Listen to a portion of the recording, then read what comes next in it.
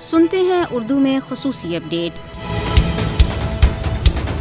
بھارت میں جب سے انتہا پسند نریندر مودی کی حکومت آئی ہے، اقلیتوں خاص طور پر مسلمانوں کے خلاف ایک منظم طریقے سے مہم چلائی جا رہی ہے، جس کی وجہ سے وہ عدم تحفظ کا شکار ہیں۔ RSS کی حمایت یافتہ حکومت ملک کو ہندوتوا کے رنگ میں ڈھالنا چاہتی ہے، چنانچہ مسلمان، عیسائی، سکھ اور نچلی ذات کے ہندو ان کا آسان ہدف ہیں۔ جب سے BJP حکمران جماعت بنی ہے، اقلیتوں کے خلاف تشدد میں کئی گنا اضافہ ہو گیا ہے۔ یہی وجہ ہے کہ مودی کے بھارت میں اقلیتیں سیاسی اور مذہبی گھٹن کا شکار ہیں۔ اپنے غیر قانونی زیر قبضہ جموں کشمیر میں بھارتی حکومت کشمیریوں سے ان کی مسلم شناخت چھیننے کے در پہ ہے۔ 2014 میں ہندو تنظیموں نے گھر واپسی کے پروگرام کا اعلان کیا تھا، جس کے تحت ہزاروں مسلمانوں اور عیسائیوں کو دوبارہ ہندو بنانے کی منصوبہ بندی کی گئی تھی۔ امریکہ میں قائم کمیشن برائے مذہبی آزادی نے بھارت کو اقلیتوں کے لیے خطرناک ملک قرار دیتے ہوئے اسے بلیک لسٹ کرنے کی سفارش کی ہے اور اپنی رپورٹوں میں بھارت کو مذہبی آزادی کے لیے بدترین ملک قرار دیا ہے،